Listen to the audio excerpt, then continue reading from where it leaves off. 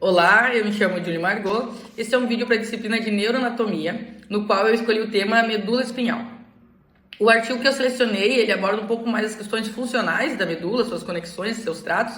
Por isso, eu gostaria de iniciar introduzindo o tema, contextualizando a localização anatômica da medula espinhal, circundada então pela coluna vertebral. Para isso, eu vou utilizar uma peça de acrílico para poder demonstrar de forma mais dinâmica como isso funciona. Então, essa é a coluna vertebral, as estruturas ósseas responsáveis pela proteção da medula. Então, ela fica ao meio, aqui simulado por esse parafusinho. Então, esses ramos amarelos aqui, eles emergem, né, da medula e são iguais bilateralmente. Então, a coluna vertebral ela é composta por 7 vértebras cervicais, 12 vértebras torácicas, 5 lombares e mais as sacrais, que são vértebras fusionadas que vão formar o sacro. Então, a medula está inserida ao meio desse canal vertebral, que a gente pode ver melhor. Entre cada vértebra está, então, emergindo um ramo a cada lado e ao meio da vértebra existe o forame vertebral, que é onde se localiza a medula. Então, essa é a medula espinhal e a estrutura óssea que a protege, que fica em volta dela em todo o seu percurso. Olá, eu me chamo Julie Margot. Agora, então, podemos entrar na parte mais profunda em relação à medula espinhal. Nós vamos fazer uma introdução, vamos falar da embriogênese, algumas características, as meninges, a vascularização, e aí sim entraremos no artigo científico que vai abordar algumas questões funcionais da medula e em seguida uma patologia associada. Então, a medula, a palavra vem do latim, que significa miolo ou parte interior, e é uma estrutura contínua com o cérebro que forma o sistema nervoso central. Eles possuem como limite entre um e outro a primeira raiz de cervical, que seria C1. A partir de então, deixa de ser bulbo e se transforma em medula espinhal.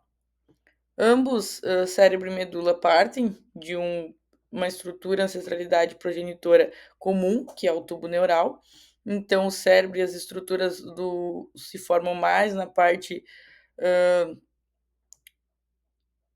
cranial do tubo neural e, em seguida, a medula segue com a parte mais caudal. Em relação a algumas características da medula espinhal, ela possui dois alargamentos, um na cervical e um na lombar, que estão relacionados aos plexos, o plexo braquial e o lombo sacral. Então, em homens, a medula é um pouquinho maior em extensão, com 42 centímetros, em mulheres aproximadamente 38, e a parte cervical, então, ela vai ter entre 8 e 5 e 9 milímetros, a parte torácica entre 8 por 10 milímetros, e a parte lombar é um pouquinho mais larga, que vai ter ali entre 12 e 13 milímetros.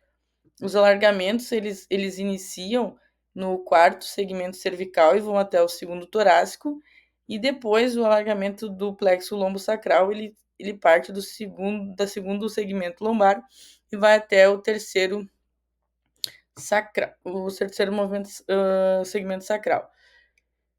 O desenvolvimento da medula espinhal até o terceiro mês de vida, ele segue o mesmo tamanho da coluna vertebral e a partir de então a coluna ela tem um crescimento mais acelerado que a medula. Então, no adulto, a medula ela vai atingir até mais ou menos a segunda vértebra lombar e a partir de então ela vai se diferenciar em cauda equina. Existe uma grande variabilidade anatômica na vascularização, mas de maneira geral seguem ramos da aorta,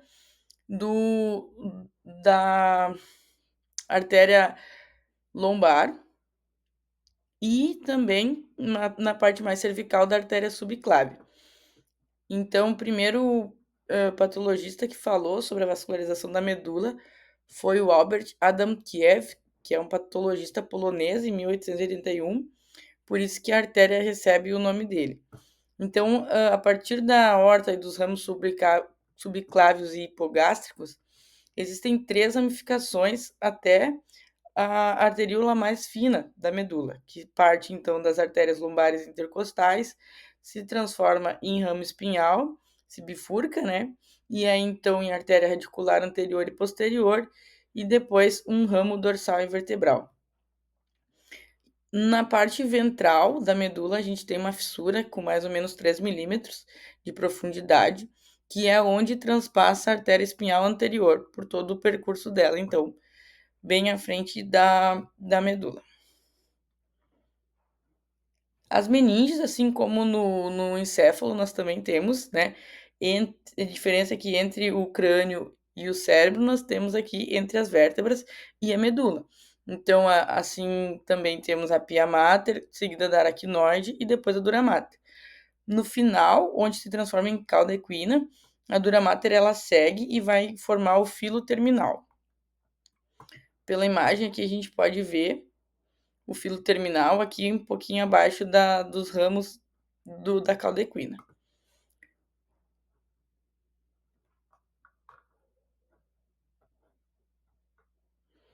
Então, a medula ela transpassa ramos horizontalmente que vão formar os nervos espinhais, que são 8 cervicais, 12 torácicos, 5 lombares, 5 sacrais e 1 coxígeo, iguais bilateralmente. Então, a medula, além da fissura anterior, ela tem sulcos laterais. Os mais ventrais e anteriores, então, vão formar as raízes anteriores e o sulco lateral mais posterior vai dar origem às raízes dorsais. Aqui nessa imagem é possível visualizar melhor que saindo, emergindo as raízes, elas vão se juntar para formar, então, um nervo. Nessa imagem anatômica é possível visualizar, então, a fissura e a diferença entre o corno dorsal do H medular e o corno ventral, que são substâncias cinzentas, né? Diferente da substância branca. Então, a substância branca, mas isso vai ser tratado mais no artigo, então. A gente fala mais para frente. O artigo, ele é do Charles Rockman, que é um neurologista, professor e fisiologista. Então, a substância branca, ela vai conter os tratos axonais que vão transmitir os sinais para o cérebro e do cérebro que vão passar pela medula, até chegar à origem e o destino. Já a substância cinzenta, onde vai conter o H medular, que vai ser formada pelo corno dorsal e o ventral, vão ser locais de terminação dos neurônios aferentes primários, de neurônios descendentes do cérebro, de interneurônios, de células do trato ascendente, que se projetam para níveis mais elevados do sistema nervoso central. Essa imagem é do próprio artigo, é possível nós visualizarmos a diferença entre a raiz anterior e a dorsal, a ventral e a dorsal, em que existe um gânglio da raiz dorsal, que é do nervo sensitivo, que não tem na raiz ventral. Então, a substância cinzenta, ela vai ser segregada por lâminas, a organização interna dela, e cada lâmina vai ter seu respectivo neurônio e sua especificidade. A substância branca, por sua vez, vai ser separada em funículo anterior, com o trato espinotalâmico anterior, seguido pelo funículo posterior, que vai ter o fascículo grácil e cuneiforme. Nas laterais, ambas vão ter o trato espinotalâmico lateral anterior e lateral e espinocerebelar anterior e posterior. Então, o corno dorsal, ele vai ser responsável pelas lâminas 1 a 6, que é puramente sensorial. Já o corno cinzento intermediário é composto pela lâmina 7 e o corno ventral da 7 a 9. E os neurônios motores estão localizados na lâmina 9. O sistema sensorial, então, ele vai ser responsável por captar as informações externas, os estímulos físicos provindos de quimiorreceptores, termorreceptores, mecanoreceptores, nociceptores, e transformá-los em sinais elétricos para ser repassados. A grande maioria das sinapses aferentes primárias, elas se encontram em regiões segregadas do corno dorsal e refletindo diferentes funções de várias lâminas e tipos de fibras aferentes primárias. O sistema sensorial, o somato sensorial, ele processa todos os sinais aferentes, que são provindos da pele, dos tecidos mais profundos. Esses sinais eles são transmitidos, então, e mapeados ao longo de vias sensoriais que permitem uma representação do estímulo sensorial para a região específica do córtex. Os aferentes primários, eles liberam predominantemente o glutamato como neurotransmissor para evocar as respostas pós-sinápticas rápidas, compostas por componentes mediados de receptores AMPA, kainato precoces e NMDA para tardios. Então, os mecanoreceptores que não codificam dor incluem os receptores A-beta na pele, e fibras equivalentes sensíveis ao estiramento e à força do músculo são designadas do grupo 1A e 2 e 1B. As fibras aferentes que codificam dor, temperatura, mobilidades autonômicas adicionais incluem fibras A delta e C para a pele, e fibras do tipo do grupo 3 e 4 no músculos e fibra do tipo C para vísceras. As fibras do tipo 4 e C têm axônios amielínicos. Então, as redes neurais, para algumas inibições, né, pré-sinápticas aferentes no fuso muscular, a gente pode ver que as populações primárias de interneurônios no corno dorsal são excitatórias, glutamatérgicos e inibitórios do GABA, ou glicinérgicos. Então, existe uma barragem contínua de informações sensoriais da periferia e ela requer mecanismo central para limitar e para canalizar a sinalização. Os terminais intraespinhais dos aferentes primários são o primeiro local do sistema nervoso central para esse controle, e múltiplos mecanismos evoluíram para realizar essa função inibitória pré-sináptica. No sistema motor, que se localiza no corno ventral das lâminas 7 e 9, os axônios partem então e vão até a junção neuromuscular.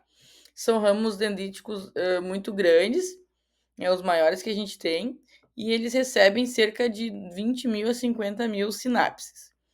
Os motoneurônios alfa são responsáveis por fibras musculares esqueléticas extrafusais. E os motoneurônios gama são responsáveis, então, pelas fibras musculares intrafusais. São menores que os motoneurônios alfa. Por sua vez, eles trabalham na questão do tônus muscular e sensibilidade dos fusos alongamentos, enquanto que o motoneurônio alfa é responsável, então, pelo movimento em si.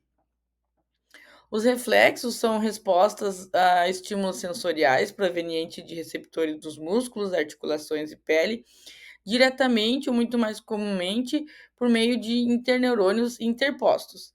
E o circuito neural responsável pela resposta motora está internamente, completamente contido na medula espinhal.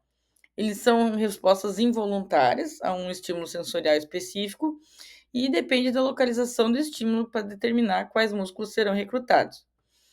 Por mais simples que sejam os reflexos, alguns, né, eles recrutam interneurônios, geram uma estratégia organizacional fundamental que envolve a coordenação dos músculos que vão atuar na articulação, de modo que os sinergistas sejam recrutados enquanto os antagonistas sejam inibidos. O sistema nervoso autônomo, por sua vez, é composto por neurônios pré-ganglionares simpáticos e parasimpáticos, surgem das mesmas células progenitoras que os motoneurônios somáticos, na medula espinhal. Os neurônios pré-ganglionares, eles partem então de segmentos espinhais de T1 a L2 e depois novamente de S2 a S4. São colunas longitudinais, simetricamente na substância cinzenta e intermediária.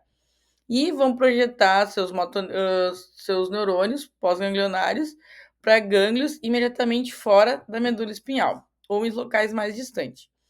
E os pós-ganglionares inervam o sistema do corpo para regular homeostaticamente a função de todos os órgãos. Sistema nervoso autônomo. Aqui é possível ver anatomicamente aonde se localizam esses ramos.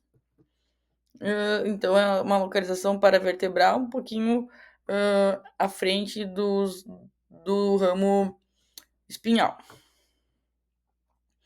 Então, as vias e os tratos espinhais são vias motoras somáticas laterais, que podem ser representados, então, pelo trato córtico-espinhal lateral, rubro-espinhal, retículo espinhal medular, que vão controlar a atividade das extremidades dos membros, incluindo a atividade manipulatória fina. As vias do sistema medial são tratos vestíbulo espinhal lateral, retículo pontino, que vão controlar o corpo e o movimento de todo o membro, postura, equilíbrio e locomoção.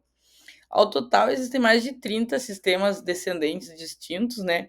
Alguns deles nem foram bem esclarecidos ainda, mas algumas vias já estão bem descritas, assim como essas aqui em azul, as fibras ascendentes, e em amarelo as fibras descendentes, e à direita, então, é representado algumas estruturas específicas das lâminas, então, da substância cinzenta.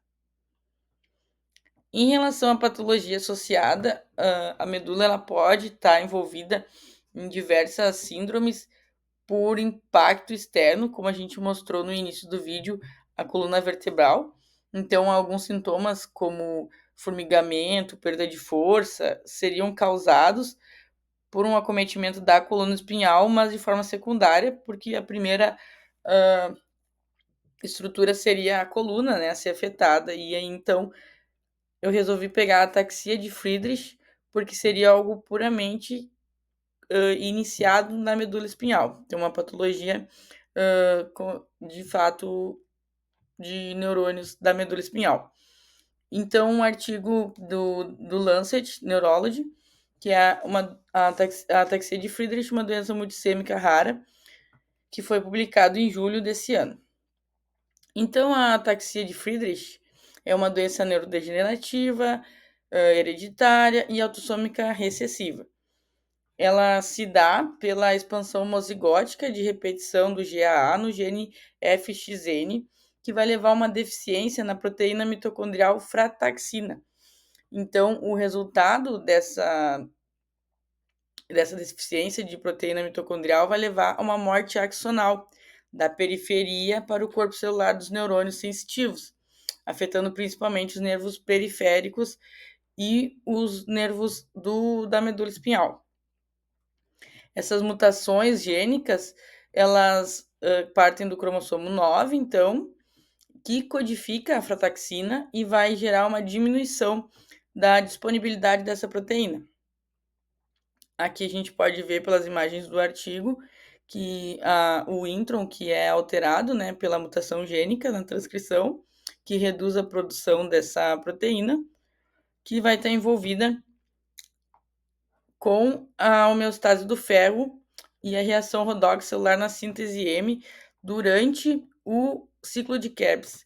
Ela vai inibir a produção de aconitase, que é uma proteína, uma enzima responsável pelo ciclo. Então, essa doença vai acabar resultando na redução da produção de ATP mitocondrial, causando um metabolismo de ferro perturbado, resposta de estresse oxidativo prejudicada, acúmulo de ferro dentro das mitocôndrias e geração de radicais livres, que vai resultar, então, a morte celular. As complicações vão ser principalmente nas colunas dorsais e nos núcleos dorsais da medula, no trato córtico-espinhal, no trato espinocerebelar, no gânglio da raiz dorsal, nos nervos periféricos sensoriais e núcleos denteados do cerebelo. Então, aqui a gente pode ver os principais tratos que vão ser acometidos, que seriam o trato 3 e 2, aqui da imagem. Então, os principais sintomas dessa doença é uma ataxia axial e apendicular, em todos os casos. Então, vai causando uma perda progressiva do equilíbrio, da coordenação motora. Alguns sintomas associados ainda é a cardiopatia, cardiomiopatia, deformidades musculoesqueléticas e disfunção metabólica. E ainda alguns casos com disfagia, disartria, neuropatia, espasticidade, depressão, distúrbios de sono, síndrome das pernas inquietas, distúrbio urinário, dor, diabetes e deficiências visuais. Não foram encontrados déficits cognitivos, né, nos sintomas.